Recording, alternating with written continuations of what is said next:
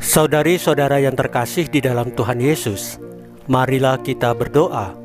Doa yang diajarkan oleh Tuhan Yesus sendiri, dalam nama Bapa dan Putra dan Roh Kudus. Amin. Bapa kami yang ada di surga, dimuliakanlah namamu. Datanglah kerajaanmu, dan jadilah kehendak-mu di atas bumi seperti di dalam surga. Berilah kami rejeki pada hari ini, dan ampunilah kesalahan kami, seperti kami pun mengampuni yang bersalah kepada kami. Dan janganlah masukkan kami ke dalam pencobaan, tetapi bebaskanlah kami dari yang jahat. Ya Roh Kudus, hadirlah saat ini untuk memimpin dan membimbing kami dalam membaca firman Tuhan Yesus dan merenungkannya, sehingga kami dapat mengerti maknanya dan dapat kami laksanakan dalam hidup kami sehari-hari di tengah masyarakat kami. Pembacaan Injil Matius bab 9 ayat 36 sampai dengan bab 10 ayat 8. Menerima dengan cuma-cuma. Sekali peristiwa, ketika Yesus melihat orang banyak yang mengikutinya, tergeraklah hatinya oleh belas kasihan kepada mereka, karena mereka lelah dan terlantar seperti domba yang tidak bergembala. Lalu kata Yesus kepada murid-muridnya, "Tuaian memang banyak, tetapi pekerja sedikit.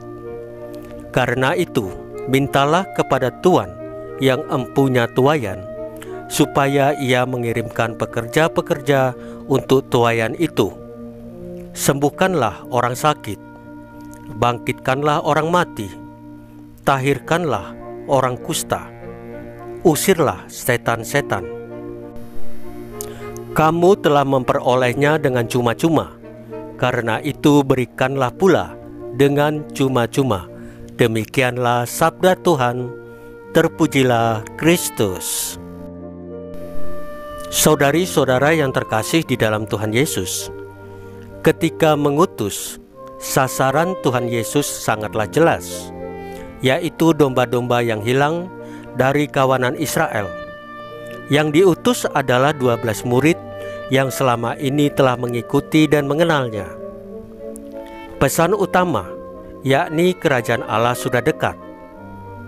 Sarana yang diberikan pada para murid adalah kuasa untuk mengusir roh jahat dan melenyapkan segala penyakit. Metode yang dipakai adalah mengajar dan menyembuhkan.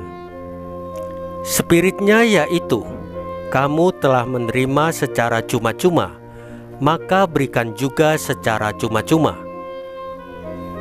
Tahun ini, Gereja Universal menyelenggarakan sinode.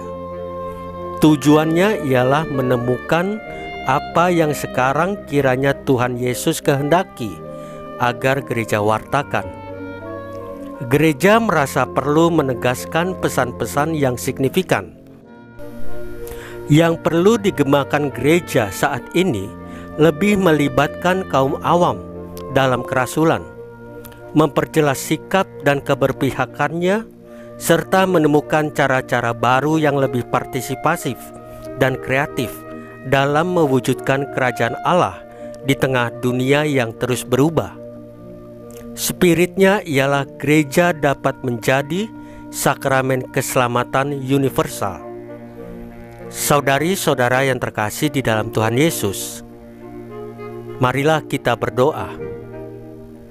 Ya Bapa, semoga kami sebagai anggota gereja makin terlibat aktif mewujudkan kerajaan-Mu di tengah dunia. Salam Maria, penuh rahmat, Tuhan sertamu. Terpujilah engkau di antara wanita, dan terpujilah buah tubuhmu Yesus. Santa Maria Bunda Allah, doakanlah kami yang berdosa ini, sekarang dan waktu kami mati. Ya Tuhan Yesus, tambahkanlah iman kami hanya kepadamu saja, karena hanya Engkaulah Tuhan dan Juru Selamat kami satu-satunya, tidak ada yang lain. Dalam nama Bapa dan Putra dan Roh Kudus. Amin. Saudari-saudara yang terkasih di dalam Tuhan Yesus, bacaan firman dan renungan hari ini sudah selesai. Tuhan Yesus memberkati kita semua.